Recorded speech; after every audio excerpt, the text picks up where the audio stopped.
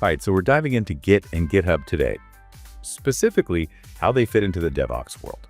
We've got a ton of info here from a practical course for DevOps engineers, but even if you're not a DevOps pro, I think there's a lot to learn here for anyone working with code. Yeah, it's interesting because while this course is for engineers, Git's principles, they really have a much wider reach. It doesn't matter if you're coding or working on documents or even just tracking changes in personal projects, Git can really change the game. Absolutely. But before we get too far, let's make sure everyone's on the same page. The source material calls Git a distributed version control system, which might sound a little jargony. Definitely. Can you break that down for us? Yeah, for sure. Imagine you're working on a complex project. Maybe you're designing a website, and you want to keep track of every change you make, not just the final version, but every little tweak, every edit along the way. That's what Git lets you do. It's like a time machine for your work. A time machine. I like that. So then how does the distributed part fit into all this? Yeah. Especially for a DevOps team. That's where the magic comes in for team projects. Distributed means that everyone working on a project, they can have their own complete copy of the code repository. They can work on their parts independently and then merge their changes back together seamlessly. That seems like a huge advantage, especially in a fast-paced environment like DevOps. No more bottlenecks waiting for someone else to check in their code. Exactly. This decentralized approach, it allows for the collaboration and the rapid iteration that DevOps thrives on. The source material really emphasizes why Git is so vital for DevOps. It highlights things like collaboration, automation, continuous delivery. Right, and it's not just hype. Git actually provides the foundation to make all those practices work. You can think of it as the engine behind all those smooth, efficient workflows that every DevOps team wants. Okay, so we're convinced Git is essential. How do we actually get started with this powerful tool? What are those first steps we need to take? Well, the course walks through that initial setup. And it's thankfully pretty straightforward. Most systems have a simple download and install process for Git. They even give you the specific command to check if it's installed correctly, Git version. That's great. Having clear instructions like that can really help. Yeah. Especially when you're first starting out. Right, and once you've got it installed, it's time to introduce yourself to the system. You'll set up your username and email address using git config, which this might seem minor, but it ensures all your commits are properly labeled. Accountability and transparency are crucial, especially when you're part of a team. Right, that makes total sense. So we've got Git installed, we've got it configured. Let's talk about the essential commands that everyone working with code needs to know. Well, the source focuses on a core set of commands. And what I really like is how they explain what each one does, rather than just listing them out. Yeah, that makes a huge difference. So let's start with Git in it. It's not just some random line of code, right? Yeah. No, not at all. Imagine you're starting a new project, maybe building a house. Git in it is like laying the foundation. You're essentially saying, okay, get this folder, this project is your domain. Start tracking everything that happens here. So it's establishing that central hub where all the project's info and history will be stored. Exactly. And once you have that foundation, you might need to grab a copy of an existing project, maybe to join a team that's already working on something. That's where Git clone comes in. So it's like downloading the blueprints from the architect. Exactly. You're getting a complete copy of the project as it exists at that moment, ready for you to start working. All right, so I've got my project set up. Now I've made some changes to the code. How do I tell Git to track those changes? Okay, so before you officially save your changes, you'll want to check the status of your project. This is where the git status command comes in handy. It's like taking inventory. Gives you a quick snapshot of what's been modified, added, or deleted. So it's like a quick check-in to see where things stand. Right. And once you've reviewed the status and you're ready to save, you use the git add command.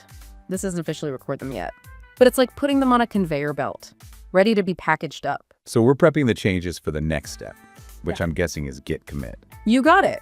This is where you actually make your changes official. You're recording them permanently in the project's history. Don't forget the M flag, which lets you add a short message describing your changes. It's like labeling those packages on the conveyor belt so you know what's inside. Those messages sound crucial for staying organized, especially when you're looking back through the project history later. Absolutely. It's incredibly helpful for your future self and anyone else working on the project. So we've made those changes. They're officially recorded in our local Git repository. But how do we share these changes with the rest of the team, especially in a remote work setup? That's where Git push comes in. Think of it as hitting the send button. It takes all those carefully committed changes and it sends them upstream to a remote repository. So it's like uploading our work to a shared server where everyone can access it. Precisely. And then on the flip side, if you need to get the latest changes from that remote repository, that's where you'd use Git pull. It's all about syncing up and making sure everyone's got the most up-to-date version. So these basic commands are like the foundation of working with Git. Mastering them is crucial. But there's more to the Git universe. Right. There's GitHub. Oh, yeah. How does that enhance the power of Git? GitHub takes Git to a whole new level, especially when it comes to collaboration. Think of it like the social media platform built for your code. Okay. Git's the language, and GitHub's where everyone comes to speak it. So it's not just version control anymore. GitHub brings in that social collaborative element that's so important these days. Exactly. It becomes this central hub for your code, where you can store and share and manage projects with a really incredible level of detail and control. The source material highlights a few features that are really relevant for DevOps engineers, like storing and sharing code. So GitHub is like a super-powered cloud drive specifically for code. You could definitely say that. And then you have the collaboration features, which, as we talked about, are essential for DevOps. It's all about working together efficiently. No more emailing files back and forth or trying to manually merge changes. The source also specifically calls out GitHub Actions as a key feature for DevOps. Yeah. What makes that so important? GitHub Actions is this really powerful automation tool. You can build and test and even deploy your code right from GitHub. It's a prime example of how Git and GitHub integrate seamlessly into that DevOps workflow, where automation is key. So it takes those often commit small, best practices we always hear about, to a whole new level by automating those repetitive tasks. Exactly. It frees up developers to focus on what they do best, writing great code. It sounds like we've only just scratched the surface of GitHub, but it's clearly adding a whole new dimension to Git. The source material doesn't stop there, though. It also dives into some more advanced Git concepts. Should we take a look at those? Yeah, let's definitely explore those and see how they can really level up our Git game. Okay. One of the key concepts is branching and merging. Oh, branching and merging. Those sound a little intimidating. They can be, but let me break them down. Imagine you're working on a new feature for your software, something big and complex. With branching, you create a separate copy of the code base. It's like a parallel universe where you can develop and test your feature without affecting the main project. So it's like having a safe space to experiment without worrying about breaking the main code. Exactly. And then once your feature is all complete and polished and tested, you can merge it back into that main code base. And Git handles this merging process really elegantly. That's impressive. It sounds like branching and merging are essential tools for any team working on complex projects. They really are. The source material also mentions another advanced technique, rebasing, but it cautions that this is best used carefully. What is rebasing and why the warning label? So rebasing is a way to integrate changes from one branch to another, but it does this by rewriting the commit history. It can create a cleaner history, but it can also cause confusion and even data loss if it's not used correctly. Okay, so it's powerful, but maybe something to learn once you're a little more comfortable with Git. Exactly. Get comfortable with branching and merging first, then dive into rebasing once you're ready to level up. But there is another technique that I highly recommend everyone learn: stashing. Stashing? What is that all about? Imagine you're in the middle of working on something, and suddenly a critical bug pops up. You need to fix it right away, but you don't want to commit your half-finished work yet. That's where stashing comes in. So it's like hitting the pause button. Exactly. With Git Stash, you can temporarily save those changes without committing them. You can switch branches and fix the bug, and then come back and pick up right where you left off. Sounds like a lifesaver. It really is. Oh. And finally, we can't talk about Git without at least mentioning merge conflicts. Uh-oh. Merge conflicts. They sound a bit ominous. They are kind of a necessary evil. A merge conflict happens when Git can't figure out how to combine changes from different branches. Maybe two people edited the same line of code in different ways, and Git needs a human to step in and make a decision. So it's a signal that we need to carefully review the code. Exactly. You decide which changes to keep, which ones to discard, and then mark the conflict as resolved. It can be a bit daunting at first, but with practice, it becomes just another part of the workflow. This is where those clear commit messages we talked about are so important. Absolutely. Good commit messages make resolving these conflicts much less painful. We've gone from the basics of Git all the way to these advanced techniques. It's clear Git offers a powerful set of tools for individual developers. But the real magic happens when we take this to a team environment. and integrate it into a DevOps pipeline.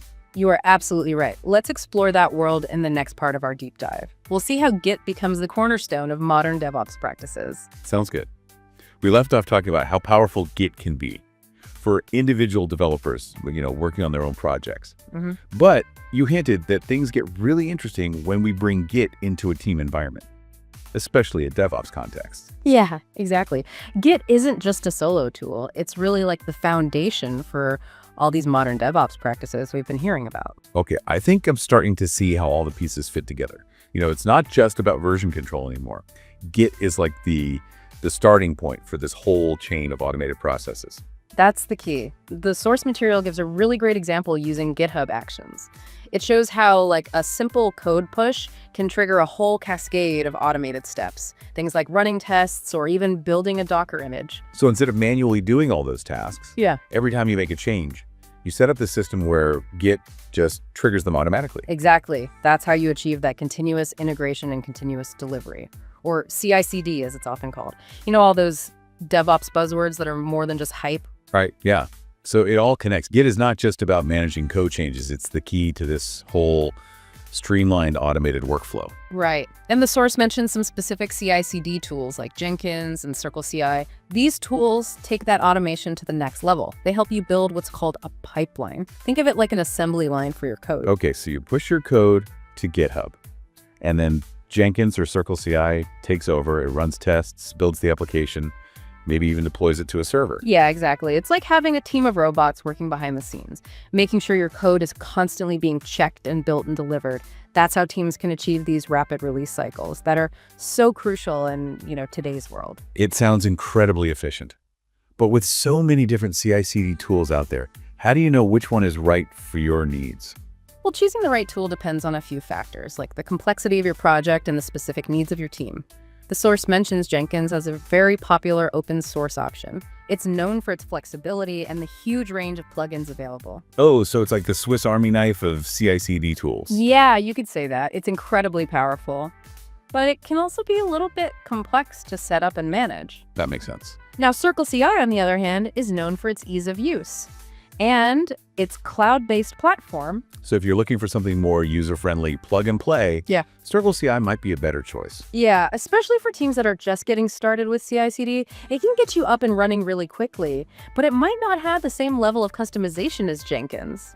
So ultimately, the best tool for you, it really depends on your specific project requirements and what your team prefers. It sounds like there's no one-size-fits-all. You have to find the right tool for the job. Exactly. And the world of DevOps, it's constantly evolving. New tools and technologies are coming out all the time. It's important to stay curious and keep learning. That sounds like good advice in general. So we've come a long way in this deep dive. From those basic Git commands to its role in a sophisticated DevOps pipeline. It's clear that understanding Git and GitHub is not optional anymore.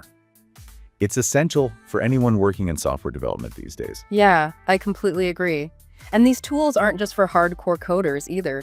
They're becoming essential for anyone involved in building and delivering software, no matter what their role is or their technical expertise. It's like that old saying, if you're not using version control, you're living in the dark ages.